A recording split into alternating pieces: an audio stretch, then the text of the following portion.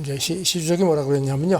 한국이 중국과 함께 양국 관계를 중시하고 발전시키겠다는 것을 정책과 행동에 반영하고 서로를 존중하며 우호 협력의 큰 방향을 유지하길 바란다. 근데 이게 뭐 짐작하시겠지만 미국이 이제 중국에 대한 그 압력 수위를 높이는데 그쪽으로 너무 동조하지 말라는 그런 견제구를 슬그머니 던진 걸로 그렇게 풀이가 됩니다. 덧붙이기를 14억이 넘는 인구를 가진 중국이 현대화에 진입했다. 거대한 시장을 더 개방할 거다. 큰 시장 놓치지 않으려면 미국에 너무 가까이 가지 말라는 그 얘기입니다.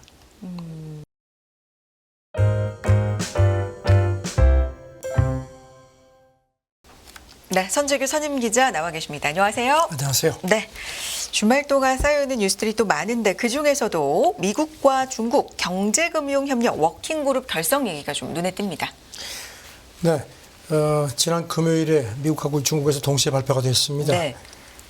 미국 재무부 자료를 보면은 그 경제금융분과 워킹그룹을 각각 발족했다 그렇게 밝혔습니다. 미국에서는 옐런 재무장관이 책임자고 중국은 허리펑 부총리가 책임을 맡는 걸로 되어 있고요. 네. 미국 재무부 그 자료는 워킹그룹을 통해서 경제금융 문제에서 실질적이고 진솔한 논의 창구가 마련될 거다. 그리고 거시경제하고 금융 문제 정보 교환도 가능하겠다고 그렇게 설명을 했습니다. 갑작스러운 건 아니고 얘기가 있었던 아닙니다. 거죠? 예. 네. 지난 7월 그 바이든 시진핑 첫 대면 정상회담에서도 합의가 됐고요. 그다음에 그 작년이죠, 참. 그리고 지난 7월에는 옐런 그 재무장관이 중국 가서 합의를 해서 그 이제 후속 조치입니다. 지금 미국은 뭐 입장 아시겠지만 중국을 국가안보 최대 도전으로 규정하면서도 갈등이 아닌 안정적 경쟁을 위해서 관리해 나간다는 입장을 계속 밝혀왔고요. 그래서 이렇게 워킹 그룹이 생기니까 이제 오늘 11월 샌프란시스코 에이펙 정상회담 때 시진핑이 가서 바이든하고 만날 가능성이 더 높아지는 걸로 그렇게 관측이 됩니다. 네. 중국 쪽에서는 어떤 보도들 나가고 있나요? 네, 중국도 그 글로벌 타임스가 지난 토요일 날 워킹 그룹 발족을 전했습니다. 그러면서 두 나라 그 관계 악화에 제동을 걸 수 있는 중요한 그 기저라고 얘기를 했고요. 그 중국 사회과학원 관계자 얘기도 중국하고 미국 협력이 이제 립 서비스에서 실질적인 움직임으로 전환하고 있음을 보여준다. 그래서 이런 그 안정적으로 관계를 관리하면서 어떤 오해 같은 게 그 세계 경제에 미치는 충격을 피할 수 있도록 그렇게 할 거라고 기대감을 보였습니다. 네. 그러니까 경쟁은 계속하고 갈등은 피하자라는 게 기본적인 기조인 그렇습니다. 것 같긴 합니다. 자, 다음 얘기를 좀 해보겠습니다. 항저우 아시안 게임이 개막을 했고 우리 선수들도 상당히 지금 선전을 하고 있는데 이 얘기 좀 해보죠. 항저우에서 한덕수 총리와의 면담이 있었어요. 이제 시진핑 주석이. 근데 거기에서 뭐 발언을 놓고 좀 얘기가 있나 봐요. 지난 토요일 날 항저우에서 이제 만났고요. 이제 한덕수 총리가 갔으니까 이제 그 윤석열 정부 출범하고 나서 최고위 관리가 이제 중국에 간 겁니다. 그래서 시진핑 만났는데 이 좀 발표한 내용이 우리 정부에서 내놓은 거하고 그다음에 중국 쪽이 나온 게 조금 뉘앙스가 좀 다른 걸로 그렇게 지적이 됐습니다. 이날 그 회담 끝나고 나서 중국 외교부가 이제 면담 결과를 공개를 했는데요. 이제 크게 두 가지로 나눴습니다. 시진핑 발언이 이제 한중 관계 일반론하고 이제 한국에 뭔가를 이렇게 촉구하는 그런 내용으로 좀 나뉘었는데 이제 후자가 사실은 포인트죠. 시진핑 주석은 이제 그 양국 관계에 대해서는 뭐 늘 하던 그 중국 쪽 얘기입니다. 이사 갈 수 없는 가까운 이웃이고 때려야 뗄 수 없는 협력 동반자다. 그러니까 이렇게 안정적이고 실질적인 관계가 두 나라도 그렇고 국민들한테 공동이익에 부합한다. 이건 뭐 늘 중국이 하던 얘기입니다. 이제 핵심은 이제 그 다음 발언인데 시진핑 그 속마음이 담겼다는 분석이고요. 이게 이제 시 주석이 뭐라고 그랬냐면요. 한국이 중국과 함께 양국 관계를 중시하고 발전시키겠다는 것을 정책과 행동에 반영하고 서로를 존중하며 우호 협력의 큰 방향을 유지하길 바란다. 근데 이게 이제 뭐 짐작하시겠지만 이제 미국이 이제 중국에 대한 그 압력 수위를 높이는데 그쪽으로 너무 동조하지 말라는 그런 견제구를 슬그머니 던진 걸로 그렇게 풀이가 됩니다. 그 다음에 이제 또 시준석이 덧붙이기를 한중 경제가 밀접하고 산업망, 공급망이 깊게 융합돼서 서로의 이익을 위해서는 협력해야지만 성과를 계속 낼 수 있다. 그리고 여기다 덧붙이기를 14억이 넘는 인구를 가진 중국이 현대화에 진입했다. 거대한 시장을 더 개방할 거다. 그러니까 큰 시장 놓치지 않으려면 미국에 너무 가까이 가지 말라는 그 얘기입니다. 시진핑 수석이 이날 앞서서 이제 한 총리 비롯해서 이제 항저우 아시안 게임 그 개막식 참석한 정상들을 위해서 이제 점심을 냈는데 네. 거기서도 이런 얘기를 했습니다. 이웃과 호혜 상생을 견지하면서 냉전적 사고와 진영 대결을 배격해야 한다. 역시 미국을 또 견제했습니다. 뼈가 있는 얘기를 그러니까 했다라는 예. 얘기인 거죠. 그 외신들도 이런 네. 부분을 좀 주목했습니다. 로이터가 그 시진핑이 자신의 그 방한 네. 그리고 이제 한중일 정상회담 가능성 같은 걸 이제 언급을 한 부분을 우리 대통령실은 그걸 부각시켜서 발표를 했거든요. 네. 그런데 이 부분이 중국 외교부 발표문에서는 빠졌다 이렇게 지적을 했습니다. 뭐가 그 말에서 가장 중요한 부분이었는지에 대한 해석이 좀 다르다. 그렇죠. 네. 예. 그래서 이제 시진핑 한덕수 면담 방점이 무엇인가를 놓고 이 양국의 그 셈법이 좀 엇갈렸다 이런 식으로 분석을 했습니다. 네. 여기 대해서 그 중국 정법대학 교수가 연합뉴스한테 이렇게 이 윤 정부 출범하고 나서 이제 최고위 관리로 갔는데 그 일반적인 관례를 이렇게 보면은 시진핑 발언이 조금 좀 과한 부분이 있는 것 같다. 그래서 한국에 하고 싶었던 얘기를 완곡 하나마 뼈 있게 쏟아낸 걸로 자기는 본다. 이렇게 또 풀이를 했습니다. 그렇군요. 자, 다음 얘기를 해봅니다. 러시아 외무장관이 다음 달에 평양을 방문할 예정이라고 알려졌는데 이게 뭐 북한과 러시아 정상회담 그 후속 조치인가 봅니다. 그 김정은 위원장이 갔을 때 푸틴 만나고 나서 네. 방북을 요청했고 푸틴이 수락했다. 그래가지고 이제 북한 쪽에서는 푸틴 대통령이 온다고 아주 강하게 했는데 그 당시만 해도 크렘린궁 대변인은 아직 정해진 거 없다고 했다가 바로 그 뒤에 수락했다 이렇게 밝혔거든요. 네. 그리고 이제 모든 합의가 외교차원을 통해서 이루어질 거라고 했는데 그 일환으로 보입니다. 라브로프 러시아 외무장관이 그저께 유엔 본부에서 회견하면서 그 다음 달 자기가 평양을 간다 이렇게 밝혔습니다. 그렇군요. 이제 아주 속도가 좀 빨라집니다. 네. 계속해서 좀 만나고 이런 부분들이 세계의 주목을 받는데 뭐 중요한 건 군사적으로 얼마만큼 교류를 하느냐 이런 것도 정말 중요한 부분이잖아요. 미국도 상당히 이 부분에 신경을 쓰고 네. 있습니다. 그리고 라브로프 장관이 그리고 이제 이날 앞서서 이제 유엔 총회에서 이제 일본 더 연설을 했습니다. 네. 그러니까 미국을 뭐 계속 비판했습니다. 미국의 군사적 능력이 강화된 한반도에서 미국하고 아시아 동맹국들이 과잉 반응을 보인다 이런 얘기를 합니다. 그러면서 이제 뭐 러시아가 중국의 어떤 그 정치적 해결 우선 노력이 계속 거절된다. 네. 이 과잉 반이라는 게 아무래도 이제 북한에 대한 이런 어떤 한미일 그 어떤 그 공조를 얘기를 하는 걸로 그렇게 보입니다. 네. 그리고 또 뭐 늘 하는 얘기죠. 미국과 우방이 인위적으로 세계를 적대적 블록으로 나누고 갈등을 부추긴다. 그러면서 세계가 자기네 규칙에 따르도록 강요한다. 는 점도 이렇게 또 강조를 했습니다. 나토 얘기도 계속해서 좀 하잖아요. 나토 동진 얘기 뭐 시도 있다. 그리고 네. 이걸 위해서 한미일 연합체 같은 소규모 군사 정치 동맹이 구축되고 있다. 그리고 또 이런 게 이제 영내 질서를 깬다는 비판을 했고요. 네. 그리고 이제 또 뭐 역사도 조금 좀 이렇게 소환했습니다. 미국하고 서방이 그 먼로 독트린을 세계화하기로 결정한 것 같다. 이게 이제 제5대 제임스 먼로가 1800년대 국정연설 하면서 그 당시에 이제 유럽이 이렇게 개입을 하니까 유럽 개입하지 말라 하면서 이제 오히려 자기네가 이제 중남미 영향력 확대하고 개입했죠. 이제 그런 건데 이제 이거를 이제 소환을 했습니다. 근데 이제 우크라이나 전쟁에 대해서도 얘기를 하긴 했는데 네. 아주 작게 이제 미국하고 서방이 우크라이나에 막대한 지원을 한다. 그 부분만 얘기를 했습니다. 그리고 이제 곡물협정 파기에 대해서는 약속을 이행하지 않아서 우리가 네. 하는 거다. 뭐 우리는 언제든지 약속만 지키면 돌아갈 수 있다는 늘 하던 얘기입니다. 그 얘기를 거듭했습니다. 네. 또 다음 달에 러시아 외무장관이 평양을 방문을 하면 나올 얘기들 이런 네. 부분도 주목해 보겠습니다. 다음 얘기 해보죠. 백악관이 태평양 도서국 다자 정상회의를 개최하는데 여기에 솔로몬 제도가 불참해서 뭐 바이든 대통령의 심기가 불편하다. 근데 이유가 있겠죠. 불편한. 솔로몬 제도가 친중 성향인 거죠. 그렇죠. 네. 그 태평양 도서국 다자 정상회의라는 게 미국이 지금 중국이 이제 이쪽에 대해서 굉장히 영향력을 이제 행사를 하니까 네. 아차 싶어서 작년에 급하게 만들었습니다. 그래가지고 작년에 이제 첫 회의를 했고요. 이제 이번 2차 회의를 이제 우리 시간으로 이제 오늘 밤 내일에 이틀 이제 백악관에서 바이든이 주관해서 하는데 로이터 보도를 보니까 이 솔로몬 제도 총리가 참석하지 않는 걸로 그렇게 그 미국에 통보를 했다는 겁니다. 네. 그 대신 외무장관이 온다고 합니다. 그런데 왜 그런지에 대해서는 이제 솔로몬 제도 쪽에서는 이제 밝히지 않은 걸로 되어 있고요. 그래서 바이든이 조금 심기가 불편한 모양입니다. 네. 그런데 이제 이 네. 솔로몬 제도 총리가요. 이제 지난 금요일에 유엔 총회 연설을 했는데, 근데 뭐 사실 이것 때문에 그런 것 같습니다. 중국과의 개발 협력에 대해서 덜 제한적이고 더 대응력이 있고 우리 국가적 요구에 훨씬 더 부합한다. 그래서 중국이 훨씬 자기들한테 유리하다는 점을 아주 대놓고 얘기를 했습니다. 그리고 또 지난 7월에는 중국 가서 시진핑도 만났고요. 네.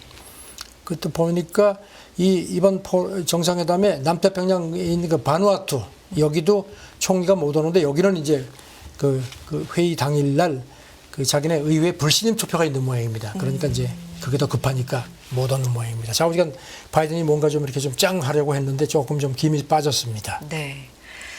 일단 뭐 당사자들이 와야 그럼요. 어떤 의도대로 뭐가 이게 무슨 뭐 회의 될 텐데. 내용이 뭐 솔직한 얘기로 뭐가 있겠습니까? 이제 참석자 해서 다 이제 끌어모으는데 이제 모양새가 중요한데 조금 이제 그 모양새가 좀 빠지는 거죠.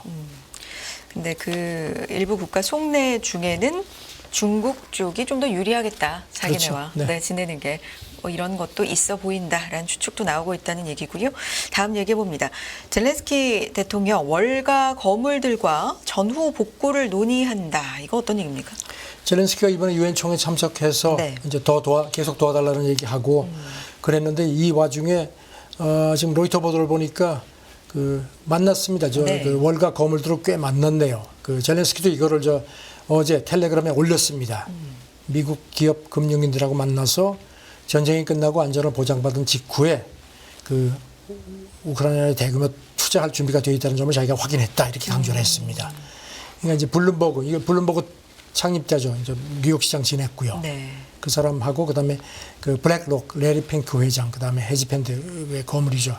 그 빌 에크먼 퍼싱 스퀘어 캐피탈 회장 등등을 만난 모양입니다. 가지고 이제 그 만났다면서 이제 만난 사진까지 올려서 이제 증거본까지 올렸습니다. 재건 사업 같은 경우는 좀 얘기가 오랫동안 나오고 있는데 이게 본격적으로 이제 의논이 된다라는 예, 걸. 뭐 제가 전에도 네. 몇 차례 말씀드렸지만 지금 이제 물론 이제 뭐 우크라이나에서 전쟁이 이제 막 굉장히 치열하게 이어지고 네. 있는데 일단 큰 흐름은 이제 조금 좀 이제 전후 복구 쪽, 그다음에 이제 재건 그 파이 나누는 쪽으로 이제 가는 것 같습니다. 네. 젤렌스키는 이 와중에 또 워싱턴 D.C.도 갔고 캐나다 또 방문했고 그다음에 이제 미국 의회에서 연설도 했는데 근데 지금 뉴욕 타임스 보도를 보니까요. 네. 9개월 전에도 미국 와가지고 그때는 뭐 아주 열렬한 환영을 받았는데 이번에는 조금 좀 약간 썰렁했다 그때 비해서. 그러면서 이제 어떤 군사 전략에 대한 그다음에 지원 내용 같은 것도 좀 그 9개월 전하고는 조금 다른 것 같다는 분석입니다. 구체적으로는 어떤 얘기가 있을까요? 좀 다르다. 바이든하고 젤렌스키가 이번에 만나고 나서 바이든이 이제 그 추가 지원 네. 그 내용을 공개를 했거든요. 우리 돈으로 한 4,350억 원 정도를 더 주겠다고 했는데 그 지대지 장거리 미사일 한 300km 이상 날아가는 그 에이테크스는 그 명단에서 빠졌거든요. 그래서 지금 들리는 얘기는 젤렌스키가 바이든한테 그거 달라고 거듭 얘기를 했는데 안 줬다고 하는데 또 워싱턴 포스트하고 NBC 어제 보도를 보니까 조건을 달아가지고 일부 조금 주는 모양입니다. 그걸 검토를 하는 모양입니다. 그 대신 그리고 이제 그 에이테크스 그 앞에다가 집석탄을 또 단다고 네. 하네요. 이게 지금 이게 인권 문제 이게 살상이 너무 그 무차별 살상하기 때문에 문제가 있는데 뭐 러시아도 그렇고 지금 이 미국도 그렇고 여기 그 금지 협약에 가입이 안 돼 있습니다. 그런 상태입니다. 네. 러시아 국영가스 회사 가스프롬 얘기도 있네요. 가스를 예. 공급했다고요. 저도 이거를 보니까 이제 네. 아주 작게 그냥 살짝 나왔는데요. 지금 이거 전쟁해서 뭐 지금 막 치열하게 전쟁을 하는데 러시아 그 가스프롬이 어제도 우크라이나를 통해 가지고 유럽에다가 한 180만 입방미터 가스를 공급한 걸로 발표를 했습니다. 그리고 이게 그 전날, 네. 그러니까 토요일에 간 물량하고 거의 같다고 합니다. 그러니까 가스를 지금 계속 물론 전보다는 많이 줄었지만 우크라이나를 통해서 계속 유럽에 보내고 있습니다. 그러니까 전쟁을 하면서도 이렇게 또 돈은 버네요. 그러게요. 이게 전쟁의 어떤 이런 걸 조금 좀 전쟁하는데 이렇게 가스를 또 보내네. 이거 뭐 이상하다 하는데 저도 그래서 이걸 좀 전해드리는 게 좋겠다 싶었어요. 네. 다음 얘기 해보겠습니다. 지금 뭐 전 세계 증시가 좀 안 좋습니다. 미국을 비롯해서요. FOMC의 여파가 좀 지속되고 있는 가운데 리스크로 남아있는 것 중에 하나가 이 자동차 네. 업계 파업이잖아요. 또 그런데 여기에 지금 바이든 대통령 또 트럼프 전 대통령 하루차로 이 현장을 방문했다고요? 지금 이제 오늘 여전히 타협이 안 됐고요. 네. 그리고 또 뭐 지금 보니까 캐나다에 있는 포드 자동차 그쪽도 거기도 이제 전미 자동차 노조 소속이거든요. 거기도 한 6천 명 정도 되는데 네. 거기도 파업 찬반 투표를 하는 모양입니다. 그리고 조금 전에 오늘 새벽 뉴스를 쭉 보니까요. 그동안에는 이제 부품하고 일부 조립 공장이었는데 부품 전체로다가 확대를 하는 모양입니다. 그러니까 14만 6천 명인데 3사 네. 미국 3대 자동차 회사. 근데 그 중에서 초기 파업에는 한 13,000명 정도였는데 그걸 단계적으로 조금 늘려가는 모양입니다. 그러니까 이제 압박을 더 강하게 하는데 이런 가운데 지금 바이든하고 트럼프가 하루 차이로 그 미시간주 그 자동차 노조를 현장을 방문을 하는 걸로 그렇게 나타났습니다. 네. 지금 아시다시피 두 사람은 내년 대선 리턴 매치 가능성이 크죠. 조금 전에 나온 조사를 보니까 또 트럼프가 또 꽤 많이 리드를 한 걸로 나왔는데요. 일단 바이든은 그 현지 시간으로 화요일 날이니까 그 찾아가서 특히 그 출근 저지 투쟁에 같이 참여를 하는 걸로 자기가 발표를 했습니다. 이게 피켓 라인 피켓 라인 동참인데요. 이게 뭔가 하면 이제 노조원들이 서가지고 출근하는 사람들한테 출근하지 말고 우리한테 와라 이런 걸 하는 이제 그게 노조 투쟁의 하나의 방법인데. 같이 서 있겠다. 예, 그러니까 현직 대통령이 여기를 간다는 게 상당히 이거 이례적이고 의미가 있습니다. 네. 이 전미 자동차 노조도 바이든한테 피켓 라인 초청을 했는데 수락을 한 겁니다. 지금 미국 전문가들 얘기가 대통령이 파업 노동자들을 직접 격려하는 건 상당히 드문 건라는 점 지적을 했습니다. 그 지미 카터 대통령도 상당히 노조에 그 호의적이었는데 이 사람도 피켓 라인 간 적은 없다는 겁니다. 그리고 이제 그렇게 피켓 라인에 가는 정도의 그런 그 아주 적극적인 지지를 했던 게 그 시어도 루즈벨트 네. 1902년에 석탄 노동자 파업 때 이 사람들을 백악관에 초청을 했었는데 그런 거 있고 나서는 이렇게 강도 높은 그 노조 지지는 바이든이 처음이다 이렇게 지적을 하네요. 전미 자동차 노조의 뭐랄까 지지 이런 걸 그만큼 좀 간절하게 지금 아직 얻고 있다. 바이든 지지 안 하고 네. 있죠. 뭐 그런 걸로도 정치적으로는 네. 트럼프는 그거보다 하루 전, 그러니까 우리 시간으로 오늘 밤쯤 됩니다. 네. 그러니까 바이든보다 하루 뒤에. 예, 현지 시간으로 이제 수요일 날 미시간주 디트로이트를 방문해서 파업 관련 집회에 참석해서 연설을 한다고 하는데 피켓 라인을 방문할지 그건 확실치 않다는 게 로이터 보도인데요. 글쎄 본인은 피켓 라인을 갈 수 있는 그런 적극성이 있는 모양인데 일단 노조 쪽에서 별로 반기지를 않습니다. 네. 이 전미 자동차 노조 이렇게 뭐 대선에 강력한 후보 둘이 계속해서 좀 이걸 러브콜이라고 해도 됩니까? 어쨌든 그렇게 그렇죠. 보내고 네. 있는데 입장이 어떻습니까? 지금 그 바이든에 대해서는 굉장히 이제 호의를 보이면서도 네. 말씀드린 것처럼 전기차로 이거 이행하는 것 같은 거 이제 이런 게 좀 자기들 뜻에 안 맞으니까 애를 태우죠. 근데 뭐 트럼프에 대해서는 아주 위원장도 딱 선을 그었습니다. 우리가 지금 파업하는 그 상대가 트럼프처럼 이런 사람들이다. 야, 올 생각 마라. 이렇게 얘기를 하는데 트럼프는 간다고 합니다. 이런 가운데도 보니까 지금 영국도 그렇고 영국이 그 전기차로 이행하는 걸 5년 늦췄다고 말씀드렸죠. 그리고 지금 미국도 그렇고 해서 이제 이런 그 전기차로 넘어가는 게 이 선거 때문에 영국도 이제 총선이 있으니까 그래서 속도가 좀 늦어질 것 같다는 그런 관측도 나오네요. 네. 알겠습니다. 다음 얘기를 해봅니다. 이 코로나19 유출설 사실 맨 처음에 우한 얘기가 뭐 거의 뭐 굉장히 강력했는데 이 얘기가 뭐 다시 좀 나오는 겁니까? 어떻습니까? 예, 그 중국에서 그 이 우한 바이러스 연구소에 있는 그 박지 바이러스 권위자가 스정리라는 그 박사인데요. 이 사람이 동료들하고 함께 논문을 얼마 전에 낸 모양입니다.